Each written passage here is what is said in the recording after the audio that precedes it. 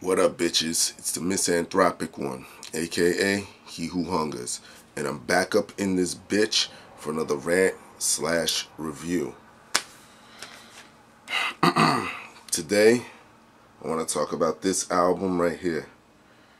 Slaughterhouse's latest album on Shady Records called Welcome to Our House.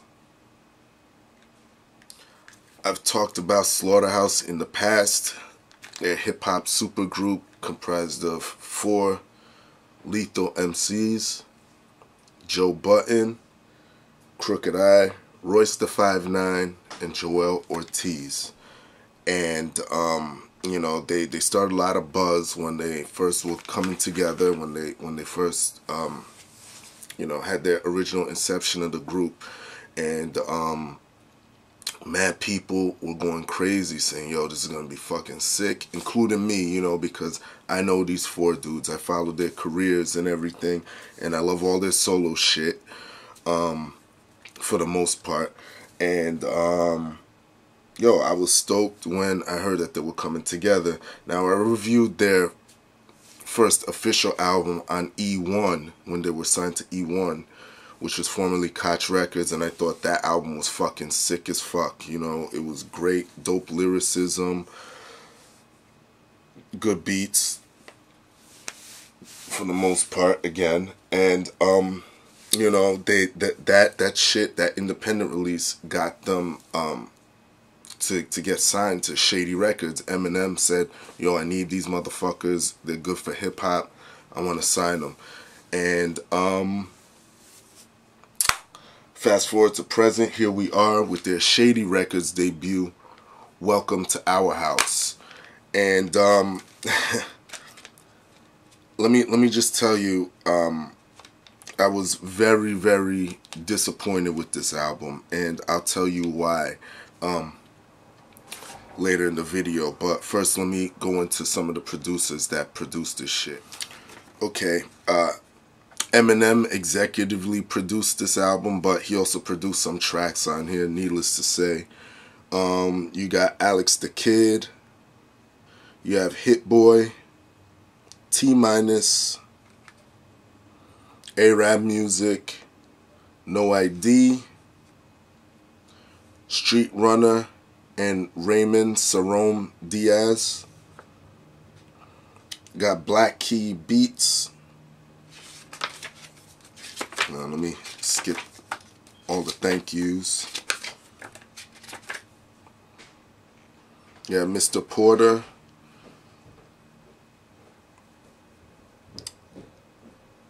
You have Boy Wonder. I said Kane Beats already. I said Mr. Porter already. I said Boy Wonder already. I said Eminem already. I said Street Runner and Sarome already. Justice League. And J Mike, who's also with Kane Beats on the last track, on the deluxe edition. Y'all know me, I like to buy deluxe edition. So you got 20 tracks. I love buying limited or deluxe editions of shit, or special editions or whatever. The regular one would have 16. On deluxe, you have 4 more additional tracks. Features on here, you got Eminem, which he had to be on here. You got my girl Skylar Grey, dope singer. She knows how to lace a hook, I'll tell you that much. Got Busta Rhymes. You got my man Cee-Lo Green. You have Swiss Beats. And you got B.O.B. And hold on a minute. Let me see something for a minute, because I may have forgotten something on here. No, I thought Swiss Beats produced that song, but he didn't. He didn't produce that track. But yeah, features on here, they not too many, which I like. I guess they add on to the tracks, the actual instrumentals themselves. But I'm gonna tell you why this all just doesn't fit for me. Okay, let me get into the meat and potatoes of this shit. Content wise, there are some good tracks on here. You know, they talk about their come up, they talk about life, other bullshit, just being lyrically ill, obviously. But there's some tracks on here that just don't belong on here, like Throw That featuring Eminem. That's like a strip club or club song. It just what else? Frat House. What else? Coffin, I guess I would have left off, featuring Busta Rhymes.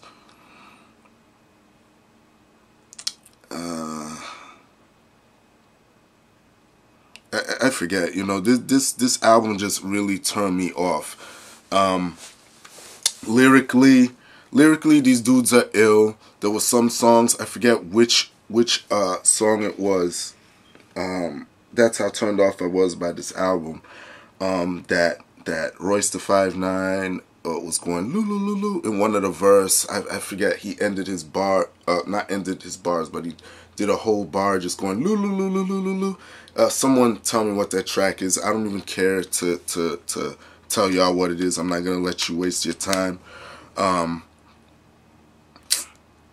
It was I think it was Royce the 5'9", and also Joel Ortiz did it too in his verse, or Joe Budden, I forget. But what really annoyed me about this album, believe it or not, because there are some producers I like on here, was the production. The production totally ruined this album for me, because you listen to these guys, and these guys are fucking lethal lyricists. Like, I let me tell you, I followed these dudes' careers, and it just, you know, they need certain beats to rhyme over. They just have to have the right fucking beats. And, you know, a lot of people nail Cannabis to the cross for that shit, or Nas sometimes, but these dudes, I'm so glad that this album came out, because it proves my fucking point that you just can't put good dudes just because there's huge hype behind them over any type of beat. It just doesn't fucking work. Another reason I'm glad this album came out is if you listen to their mixtape called On the House, listen to their mixtape that came out right before this album. I think it came out like a week or two ago.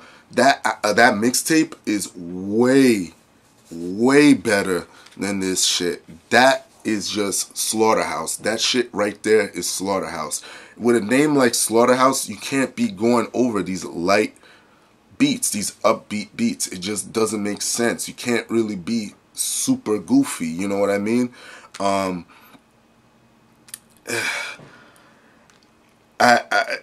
This really disappointed me. I was really looking forward to this shit. You know, I was, kind of hoping that this was going to light a fire underneath the Shady Records camp, because Eminem, sort of been lackluster last couple years, and I would have hoped that this thing would have at least influenced him to be like, oh shit, I gotta get back in the studio and go back to Slim Shady or Marshall Mathers type shit.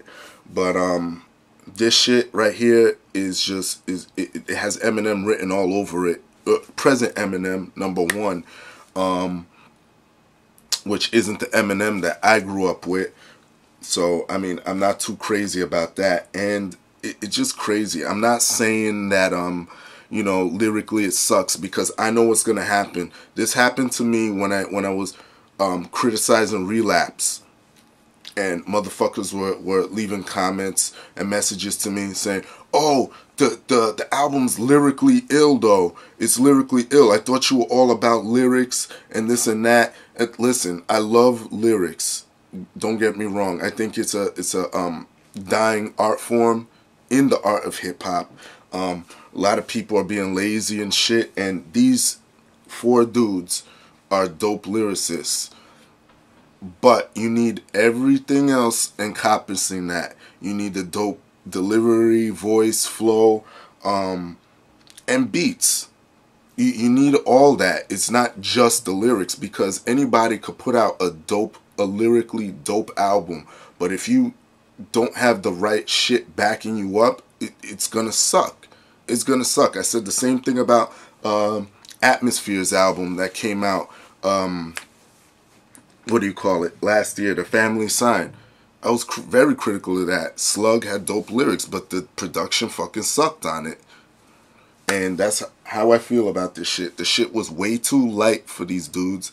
And it's sad to say, you know, because these four dudes are dope as shit. You know, there's some decent producers on there. Even No ID, one of my fucking favorites. Another thing I didn't like, Swiss Beats. I've said it before. I know my nigga Beezy from Dead End Hip Hop said the same shit. I've been saying it since the beginning of my channel. Fucking Swiss Beats, stop getting on the fucking microphone. Stick to producing. I don't know who produced that song, by the way. Throw It Away.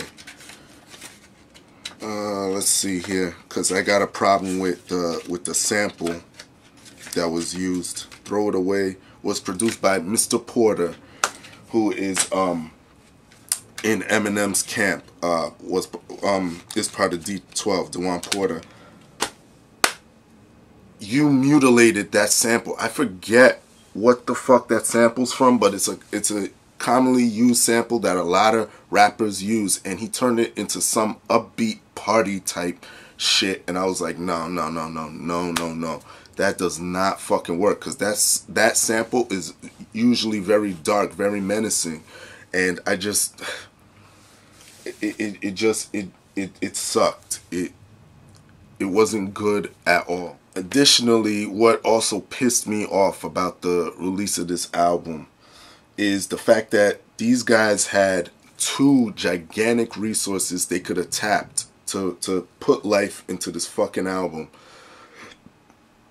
One, Eminem could have picked up the phone and called motherfucking Dr. Dre, the mighty DRE, could have called him up and been like, listen, I know you're sitting on some fucking beats. I got these motherfuckers here in Slaughterhouse ready to put in some work. Let me get some beats so these motherfuckers could lace the album. That's one. Second one, Royce da 5'9" has a close relationship with DJ Premier. I'm pretty sure he could have hit up Premier and said, listen, Primo, let me get some beats to lace. You know, Slaughterhouse is coming out. We need some bangers. And it just kills me that I could think of this shit, but these guys didn't at least get two from each of these guys. And it's just sad. It really is, man. Because if Dre or Primo was on this shit, more heads would have been like, yo, tracks automatically a banger to them. But whatever, what do I know? I'm just a hip-hop head. And anyway, yeah, my rating of this shit, I'm going to give it like a 3, maybe to a 4, highest of 4. Just based on the lyrics itself, but that, like I said, doesn't carry a fucking album. Shout out to each of these dudes, man. I love each of their solo shit. Like I said, I love the first Slaughterhouse album, and even the EP I love too. Definitely love the fucking mixtape, but I just can't fuck with this album. No fucking way. I'm probably not gonna listen to this shit for a long fucking time. Shout out to everyone in Slaughterhouse. Continue to put out dope work. Especially shout out my nigga Joe Button. Gotta represent for Jersey, you know what I'm saying? And that's all I gotta say. Y'all know the deal. Leave your love, leave your hate. Most of all, subscribe. Support this shit if you want. And that's it. Peace, bitches.